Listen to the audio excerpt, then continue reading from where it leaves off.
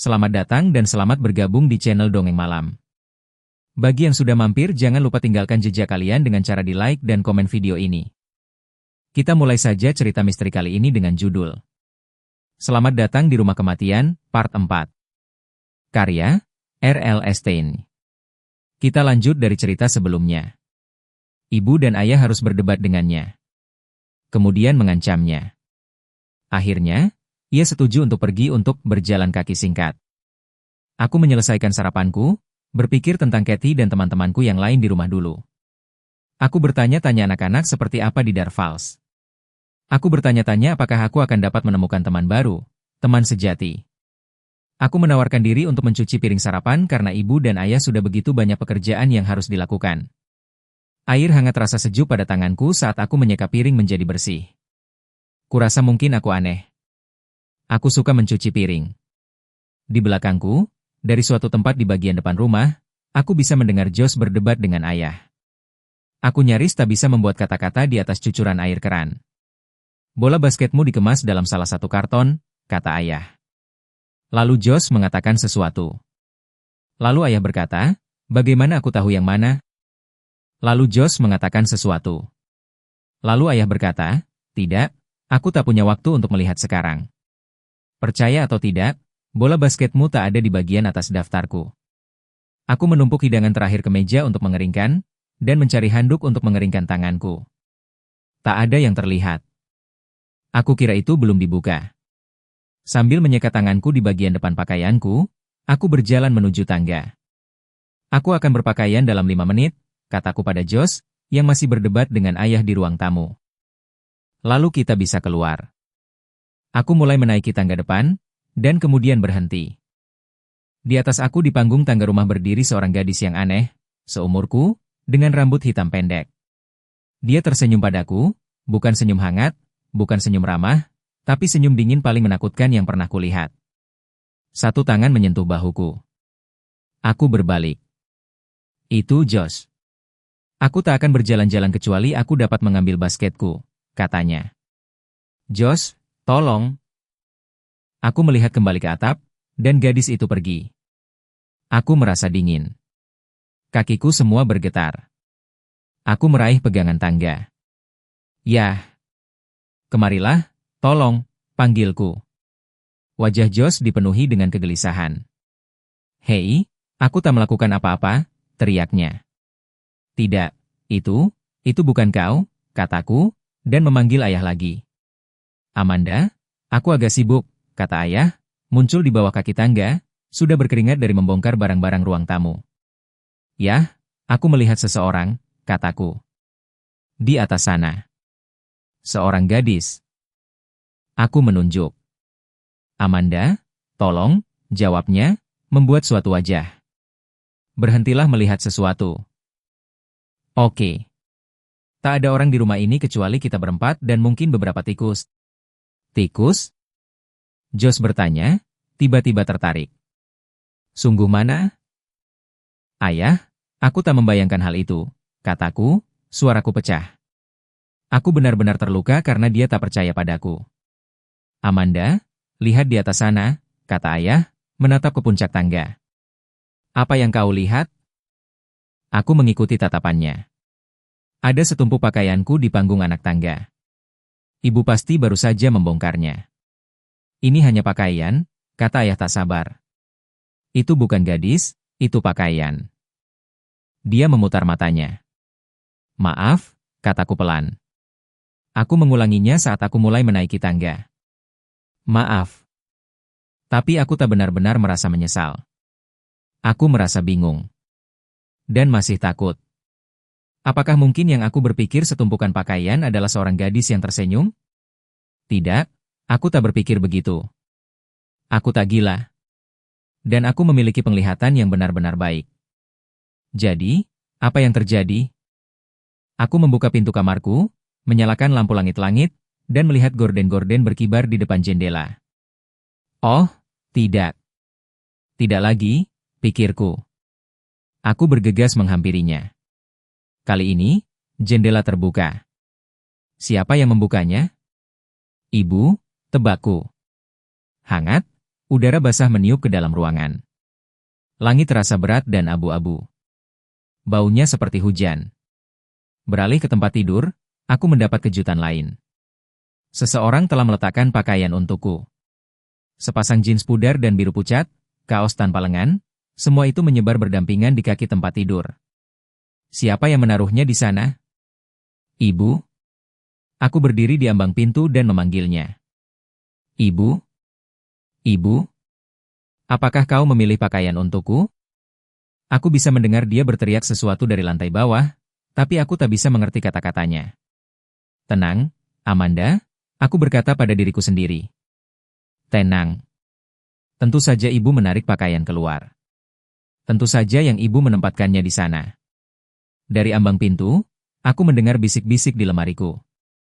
Bisikan-bisikan dan cekikikan pelan di balik pintu lemari. Ini adalah batas kesabaran yang terakhir. Apa yang terjadi di sini? Aku berteriak di bagian atas paru-paruku. Aku bergegas ke lemari dan membuka pintu. Dengan panik, aku mendorong pakaian-pakaian di situ. Tak seorang pun di sana. Tikus-tikus? Pikirku. Apakah aku mendengar tikus-tikus yang ayah bicarakan itu? Aku harus keluar dari sini, kataku keras-keras. Ruangan ini, aku menyadari, itu membuatku gila. Tidak, aku membuat diriku sendiri gila. Membayangkan semua hal aneh ini. Pasti ada penjelasan logis untuk segala sesuatu. Semuanya. Saat aku menarik celana jeansku dan mengancingnya, aku mengatakan kata logis berulang-ulang dalam pikiranku. Aku mengatakan itu berkali-kali begitu banyak sehingga tak terdengar seperti kata nyata lagi. Tenang, Amanda. Tenang. Aku menarik napas dalam-dalam dan menahannya sampai hitungan ke-10. Boo. Josh. Hentikan itu, kau tak membuatku takut, kataku, terdengar lebih jengkel dari yang seharusnya. Ayo keluar dari sini, katanya, menatapku dari ambang pintu. Tempat ini membuatku merinding. Hah, kau juga? Aku berseru. Apa masalahmu? Dia mulai mengatakan sesuatu, lalu berhenti. Dia tiba-tiba tampak malu. Lupakan saja, gumamnya. Tidak, katakan padaku, aku bersikeras. Apa yang akan kau katakan? Dia menendang papan hias di lantai. Aku semalam bermimpi yang benar-benar menyeramkan, dia akhirnya mengakui, melihat melaluiku pada gorden yang berkibar di jendela. Suatu mimpi? Aku ingat mimpi yang mengerikan. Ya. Ada 2 anak laki-laki di kamarku dan mereka bermaksud. Apa yang mereka lakukan? Tanyaku. Aku tak ingat, kata Josh, menghindari mataku. Aku hanya ingat mereka menakutkan. Dan apa yang terjadi? Tanyaku, beralih ke cermin untuk sikat rambutku. Aku terbangun, katanya. Dan kemudian menambahkan dengan tak sabar, ayo, kita pergi. Apakah anak-anak mengatakan sesuatu kepadamu? Tanyaku. Tidak, aku tak berpikir begitu, jawab dia serius. Mereka hanya tertawa. Tertawa? Yah, terkikik, semacam, kata Josh. Aku tak ingin membicarakannya lagi, tukasnya. Apakah kita akan pergi untuk perjalanan bodoh ini, atau tidak? Oke, aku siap. Kataku, meletakkan sikatku, melihat terakhir kalinya di cermin. Mari kita pergi untuk perjalanan bodoh ini. Aku mengikutinya menyusuri koridor. Ketika kami melewati tumpukan pakaian di atap, aku berpikir tentang gadis yang kulihat berdiri di sana. Dan aku berpikir tentang anak laki-laki di jendela ketika kami pertama kali tiba. Dan 2 anak laki-laki yang Josh lihat dalam mimpinya. Aku memutuskan itu membuktikan bahwa Josh dan aku sama-sama sangat gugup tentang pindah ke tempat baru ini. Mungkin ibu dan ayah benar. Kami membiarkan imajinasi kita berjalan dengan kami. Ini pasti imajinasi kami. Maksudku, apalagi yang bisa terjadi? Beberapa detik kemudian, kami melangkah ke halaman belakang untuk membawa Patty. Dia senang melihat kami seperti biasa, melompat pada kami dengan cakarnya yang berlumpur, menyala gembira, berjalan melingkar gila-gilaan melalui dedaunan. Ini menghiburku hanya dengan melihatnya. Suhu panas dan lembab meskipun langit tampak kelabu. Tak ada angin sama sekali. Pohon-pohon tua yang tebal berdiri diam seperti patung. Kami turun dari ujung jalanan berkerikil ke jalanan, Sepatu kami menendang di daun-daun coklat kering. Patty berjalan di zigzag di sisi kami, pertama di depan kami, kemudian di belakang. Setidaknya ayah tak meminta kita untuk menyapu semua daun-daun tua ini, kata Josh. Dia akan, aku memperingatkan. Aku tak berpikir dia belum membuka sapu. Wajah Josh berubah. Kami berdiri di pinggir jalan, memandangi rumah kami, jendela-jendela di lantai 2 menatap kembali pada kami seperti mata. Rumah tetangga sebelah, aku melihat untuk pertama kalinya, ukurannya sama seperti rumah kami. Kecuali itu atapnya bukan dari batu bata. Gorden-gorden di ruang tamu ditarik ke bawah tertutup. Beberapa jendela lantai atas tertutup. Pohon-pohon tinggi membuat rumah tetangga dalam kegelapan, juga. Lewat mana? Tanya Josh, sambil melemparkan sepotong kayu untuk Patty kejar. Aku menunjuk ke jalan itu. Sekolah lewat jalan itu, kataku. Mari kita periksa. Jalanan menanjak miring. Josh mengambil satu cabang pohon kecil dari sisi jalan dan menggunakannya sebagai tongkat. Patty terus berusaha mengunyah sementara Josh berjalan. Kami tak melihat siapapun di jalanan atau di salah satu halaman depan kami lewati. Tak ada mobil lewat. Aku mulai berpikir seluruh kota itu kosong, sampai anak itu keluar dari balik bukit yang rendah. Dia muncul begitu tiba-tiba, baik Josh dan aku berhenti di jalan kami. Hai, katanya malu-malu, melambai sedikit pada kami. Hai, jawab Josh dan aku pada saat yang sama. Lalu, sebelum kita menariknya kembali, Patty berlari ke anak itu, mengendu sepatu, dan mulai menggeram dan menyalak. Anak itu melangkah mundur dan mengangkat tangannya seolah-olah ia melindungi dirinya sendiri. Dia terlihat sangat ketakutan. Patty, berhenti, teriakku. Josh meraih anjing dan mengangkatnya, tapi ia terus menggeram. Dia tak menggigit, kataku anak itu. Dia biasanya tak menggonggong juga aku minta maaf. Tak apa-apa, kata anak itu, menatap Patty, yang menggeliat-geliat untuk keluar dari lengan Josh. Dia mungkin mencium bau sesuatu padaku. Patty, berhenti, teriakku. Anjing itu tak berhenti menggeliat. Kau tak ingin diikat, bukan? Anak itu pendek, rambut pirang bergelombang dan mata biru sangat pucat. Dia memiliki hidung yang tampak lucu sepertinya keluar dari satu tempat di wajah seriusnya. Dia mengenakan kaos lengan panjang merah tua meskipun hari itu lembab, dan celana jeans hitam lurus. Dia memiliki topi baseball biru yang dimasukkan ke saku belakang celana jeansnya. Aku Amanda Benson, kataku. Dan ini adalah adikku Josh. Josh ragu-ragu menempatkan Patty kembali di tanah. Anjing menggonggong sekali, menatap anak itu, merintih pelan, lalu duduk di jalan dan mulai untuk menggaruk dirinya sendiri. Aku Ray Thurston, kata anak itu, memasukkan tangan ke saku celana jeans, masih menatap waspada pada Patty. Dia tampak lebih santai sedikit, meskipun, melihat anjing yang telah kehilangan minat untuk menggonggong dan menggeram ke arahnya. Aku tiba-tiba menyadari bahwa Ray tampak akrab.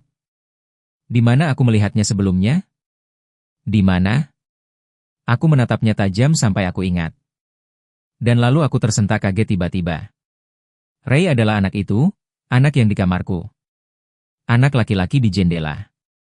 Kau, aku tergagap menuduh. Kau di rumah kami. Dia tampak bingung. Hah? Kau berada di kamarku, benar kan? Aku bersikeras. Dia tertawa. Aku tak mengerti, katanya. Di kamarmu?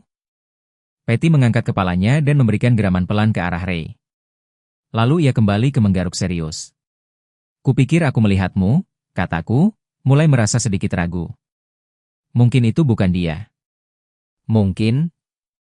Aku tak berada di rumahmu dalam waktu yang lama, kata Ray, sambil waspada pada Patty. Satu waktu yang lama? Ya. Aku dulu tinggal di rumahmu, jawabnya. Hah? Josh dan aku menatapnya dengan heran. Rumah kami? Ray mengangguk. Ketika kami pertama kali pindah ke sini, katanya. Dia mengambil sebuah kerikil datar dan melemparnya ke jalan.